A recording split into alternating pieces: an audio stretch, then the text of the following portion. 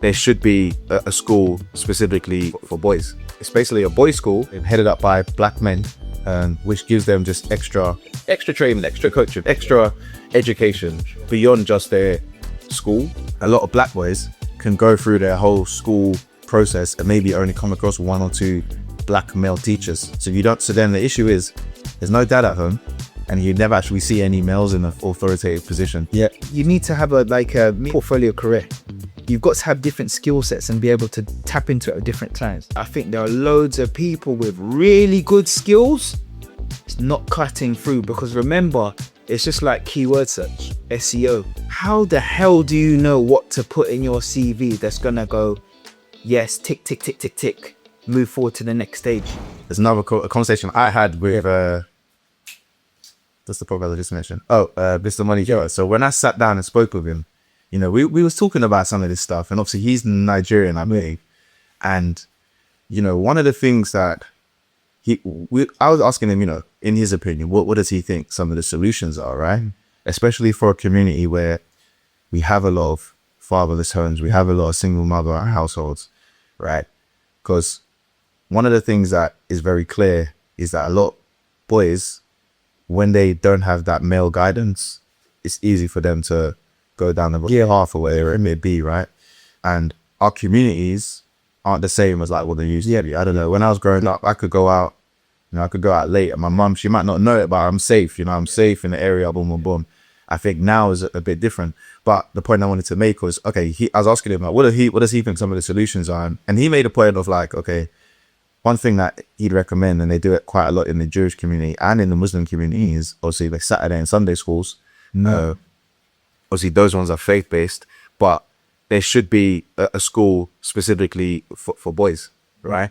And it's basically a boys' school headed up by men, headed up by black men, which gives them just extra training, extra coaching, extra education beyond just their school, because their school is only going to give them a limited scope. And then if we look at the information regarding black men in schools from a teaching position, we're almost non-existent in school. Like there's not many black male teachers, right? They almost don't exist.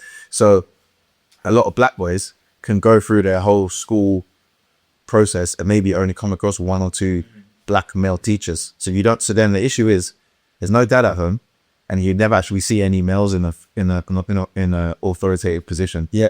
To them, and a lot of that is like, you don't see black men in a position of authority.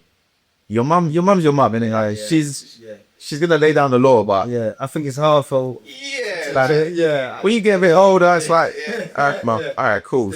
So I think, and sometimes a lot of education is also, it's not just based on like it's non-verbal. Yeah. So when you don't see any black men in a position of power, and you start to think, that also reflects on yourself. Like, okay, so maybe I don't belong here, because I don't see anyone else out here. So I think a lot of black boys would benefit from extra, might be mentoring. There's something though. I do think that it needs to be more done to educate, mentor, coach black boys outside of just school, no sports, right? Yes, every black boy wants to play football. That's it. Like, you can't just play football, bro. Like, as someone who plays football, you can't just play football. So it's like, what can we do? What? Because I like to think about more, especially now with my content. I'm trying to think more solution based and ideas, like just ideas. So it doesn't. What I think, like, you know, maybe mainstream school for some kids in terms of they might, you know, everyone has different learning styles, right? So I always remember that. It's funny now that I end up having be doing data analytics and stuff and tech insights, because I tried to do computer science at A level. I dropped out. I found it too hard. Obviously pushing my track career road, that was my priority, and I found it too hard. I used to look at that, you know, AQA textbook we had, and I was like, And I remember that my dad bought me a brand new ASOS £1,000 shiny laptop, and that was in 2009. By 2010, I was done with it. Right? But the moment it came to the more like the rise of YouTube and more interactive learning, and I understood my learning style, well, coding to me is like, it's nothing. Right. I understand the concept, right? So people learn in different ways, in different styles. And I think that hands-on learning as well, like internships can be really effective. So a great thing whilst we're sitting here, in the era that we're living in, with digital marketing and on the rise, and maybe like independent broadcasting, saying, right, we've located Lodge Studios in East London, which is owned by Javan Palmer, and schools and initiatives reaching out saying, would you mind doing every Thursday after lunchtime, 1 till 3, guys, we're going to learn how you perform podcasting, how you set up studios and do cameras. Now, if we had that kind of initiative for Black boys, which is an actual skill, transferable skill, I think that kind of level of engagement would be fantastic. Not just because they learn their skill, in inspiration, because they've seen someone like you who looks like them, who has done it, who's walking the shoes in a pathway that they could actually walk, and someone that also, again, like this, they can have conversation. Okay, today, guys, we're going to record an episode, and it's not going to be aired anywhere, but we're going to have a conversation about how you feel or whatever. They can open up to you. It's a safe space. That would be so effective. But unfortunately, at the moment, people like yourself and these kind of fantastic studios that you built and designed are not being used in community and institutions. And that's what you really need. That's what the kids really want. And then all of a sudden they walk out of there and goes, do you know what? I was going to go to the other studio today and drop a little freestyle and get that posted on Grand Day. Or I was going to see if I can get that trial, but you know what? Tonight I might go home and work on building a little home studio at home, because I went to Los Studios today and I've seen what it can do for me, because I've seen what you're doing, Javan, and I've seen what KSI has done. Yo, I'm in. Yeah. There you go. That's what they mean. Yeah. Because I think there's a the way that Black boys are so engaged with certain things online.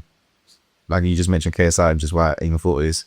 But a lot of people are probably not as aware of like what happens behind the scenes with a lot of these guys that are doing millions of views, or, the social media guys that they, idolize.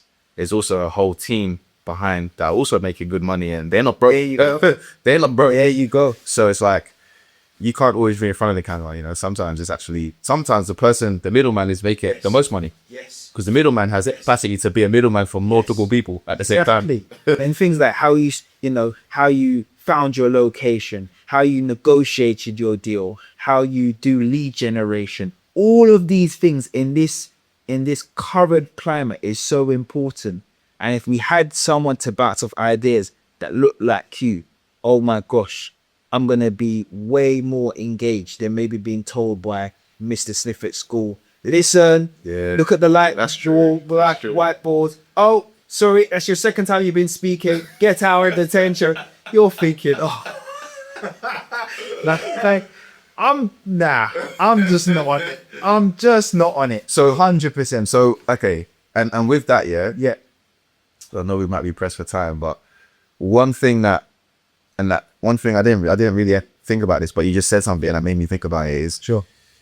I did a talk at a school right before Christmas. It was generally, it was in Kent. It was just black kids. There was no black kids. But what I'm going to say will cross over is, I was having this thought the other day. In the talk, I spoke a lot about AI and the way that it's changing a lot of things, right? And another thing that I was just kind of going over and mulling over in my mind is the government made an announcement maybe probably 3 or 4 months ago about they're about to invest 400 billion into putting AI into the school curriculum and stuff like that. But it was in my mind that the future of employing is going to change, right? Employers are going to change the way they do things. They're going to want people that are a bit more educated around AI, stuff like that.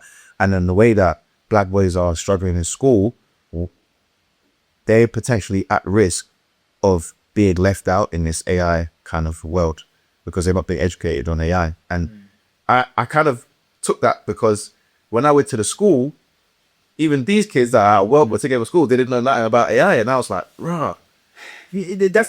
that's a really good point. I think I'm going to push back on that or challenge it a little bit there. I think we need to talk about accountability because that comes down to the individual self. When I completed my master's I actually officially completed it in 2024. I'll be honest, like AI wasn't a thing the way that it is now. Right. We're 2 years on. Yeah, The tech space, the tooling that I'm using is completely different. So where does the buck stop in regards to that? That's not on school. That's on you, because what you have to understand is, and it's the thing about careers and people, like it's okay to have, I always say you need to have me and Michael Tabaradi speak about it, and please do watch his stuff, portfolio career. You've got to have different skill sets and be able to tap into it at different times. I'm not even, to be honest, a data analyst anymore. I'm a strategist. I'm a consultant. I understand where the gap is, scope the project and make sure it aligns with actual business value, establish what your deliverables are, what are you going to do, which is based on what the business needs are. You prioritize it based on impact, what will be of most benefit to the business, and then the tooling, which might be AI, and resources, which might be people, is secondary. So it's not really about, oh my gosh, I've got to go and learn every skill under the sun. That's not what you need to do. You just need to have an appreciation for the whole ecosystem and know that to complete this task, I need to learn this. Just take it at different times, because the principles behind all these tools are the same. Whether you're using Excel or whether you're using a Python coding language or using AI, you're saying to it, hey, I need a conditional statement that says that if the amount of people maybe that have bought this product is over 5,000, then do X, Y, and Z. You're still prompting the AI to do that. Or my slide deck, can you provide in the slide deck a breakdown of key deliverables or a summary? The principles behind everything are still the same. It's just what you're saying, how you're doing it is different. But that part of how you're doing it is different is down to you. Yeah, CPD, as you know, continuous professional development. That's on you. So that's a slightly different spin on it. I get what you're saying, but I'm more talking. Sorry, maybe I didn't quite articulate what I mean though, because what I'm trying to say is, we just spoke about how black kids are failing in school. Yeah. They're more likely to be excluded, etc., etc.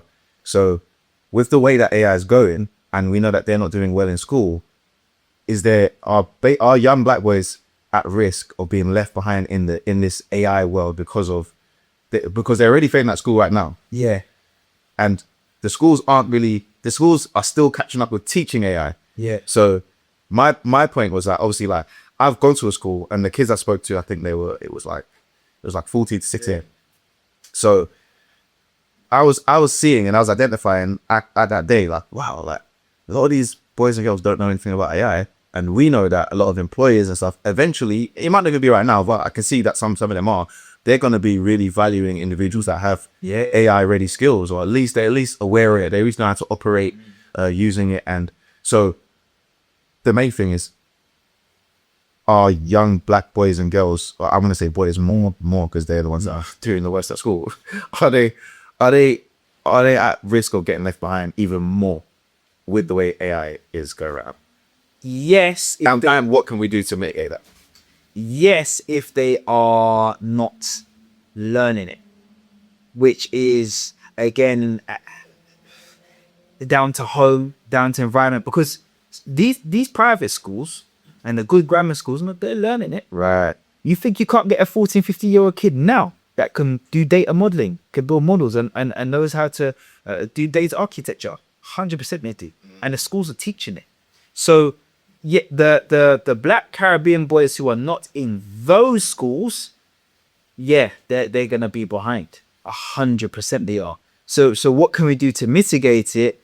Like it's workshops, like which goes back to your point of that Saturday school, or maybe people in the community that come together at your youth clubs and do these sessions 100%. Because if we don't do that, 100% they're buying. On top of that, remember that AI and the tools are being used to scan CVs. That for me is the tricky part now, is that I think there are loads of people with really good skills. It's not cutting through, because remember, it's just like keyword search, SEO. How the hell do you know what to put in your CV that's gonna go, yes, tick, tick, tick, tick, tick, move forward to the next stage? Unless you you might be a nepo baby and got connections, or hiring baby, you're in the right room. It's really difficult. So now you're right. Sorry, to answer your question properly, is that, yeah, we are potentially going to be even further behind, because now, regardless of DEI, if you still think that's a thing, I don't know if it is still a thing, to be honest with you. That's a whole nother conversation, but it's harder to be seen because of the new software that they're using to scan stuff. On top of the fact that in normal mainstream school, state school to private school, grammar school, independent school, yeah, you're not learning it. But them kids there, they're learning it. Because I know kids that are learning it now. Do you know what I mean? I know a kid who's 18, did his internship at Google, and is now 21 and is flying. Yeah. So the onus is, you mentioned family. You mentioned about how for you the family is important, and I think the onus is actually on the parents. Yeah. I think provide the extra education, because if the schools aren't teaching it right now, Yeah. the onus is on the parents. But who else is going to do it? Yeah. The onus is on the parents. And I think it's a little bit different compared to when we were going to school, because they had to pay for a tutor. I'll be honest, Right. You can learn everything on YouTube. Yeah. I actually think nowadays for a lot of things you need a tutor. Between ChatGPT or Claude or Gemini and YouTube. Yeah, that's true. Because my sister used that. I had a tutor. Yeah. I had one for maths and things. Yeah, it's different now. Different. My sister had a tutor, I remember. It's different. So yeah, it's really difficult. And I think, like you said, the home has become more important than ever, because it's things are multifactorial at the moment. You've got I just said that I think we're seeing a reversal of DEI. Many companies are scaling back on this. many companies have already pulled the plug, which means, and I always sit on the fence of these kind of DEI stuff, because I think if you're good enough, you'll find a way and you'll cut through. Yeah. But I also understand when people say that sometimes you need to be given opportunity to show that you're good enough or have that visibility. DEI does that. So I can, again, I can understand both sides of the argument, but there is definitely a scaling back of that. Okay. We've got, obviously, as we know, a very tense situation here. There is tension between different communities. And I think that will subconsciously impact on the way that people hire, as long as the DEI legislation is being scaled back. Certainly in places like America, good luck. Tough. Yeah. So we have to combat that alongside what you're seeing in terms of the change in the homes becoming more westernized, and the interracial dating and all the other stuff that's going on. All of these factors are going to make it very difficult for these young Black Caribbean boys unless we stay onto them. Yeah. I agree. I think that, you mentioned the interracial thing. Yeah, I think I just read something that, like, they are saying about, like, the 2062 census, they don't think that there will be any, all the Black boys will be mixed race. Black boys and girls will pretty much be, or they'll be all blended families. Yeah. Pretty much all interracial families by 2062. You can see mixed race being its own. There's own. Yeah. You could definitely see that. They'll be And I think a lot of that's to do with television, what I call Instagram, and it, like, what looks good on your arm. Because people associate that with status. What, that being with a mixed race? I think some of those, the young black boys, they associate it with a little bit of status. Some of them, it's the image, it's the aesthetics of it all. Right. Is what I think some of them really fall in love with. You know, some people say colorism, some people say what they're socialized to believe, European standards of beauty, blah, blah, blah, blah, blah. And I think a lot of it as well is,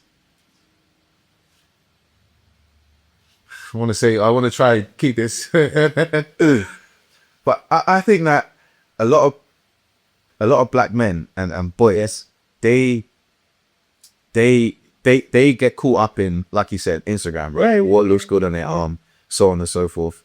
And I actually think that then feeds into black women, and then black women kind of, I hear this from a lot of black men about, they don't feel like black women even really, not say they don't want them, but they don't feel like they can make that work. So, and I think that's a weak excuse. I think it's a weak excuse. Easy. Yeah, and because I made a video here. You said that. I made a video not the other day, maybe like 6 months ago, yeah. And I was talking about how a lot of black men who date outside their race, they're not aware that there are many cases where they are a fetish for some of these women, right? Some of these non-black women. Yeah. And the amount of black men in the comments that were like, yeah, I like being a fetish. Like, yeah, like the black women didn't like me anyway, so I'm gonna go over there. I was like, bro, even me, I'm shocked. I was even surprised. Like, that's kind of news. That's not news to me, but it's a bit. That is news to me. It's a bit weird. I think that I mean, look, however people choose to date, I don't have an issue with that. You know,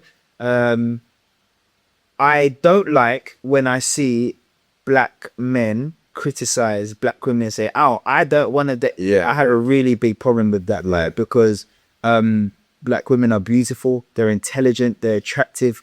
We come from black women. Our sisters are black. Please don't put down black women. Doesn't make sense. And a lot of, you know, all my closest friends, you know, are fantastic, driven, you know, black women, which are, you know, I take a lot of inspiration from myself. I just think a lot of the guys that do say that are weak. It's just a weak excuse. All you're really saying is that you don't have your shit together. And what it is that a lot of the black women won't put up with your shit. And they're going to tell you about yourself. And a lot of you lot just can't handle it. That's all it That's literally it. That's, you know, and I think that's the reason why you know, some men have that view. They will just, you know, they will make sure they hold you accountable, and we need that, and there's nothing wrong with that. So big up to all of the black women, sisters, mothers, everyone trying to get it. You know, I'm a big fan of my own people, and I just think it's sad that I've heard that kind of view a lot. I've heard people say, "Oh, I don't date black women. I just Don't even make sense. When I hear that, it don't even make sense. They don't want to date you anyway. That don't make sense. Yeah, exactly.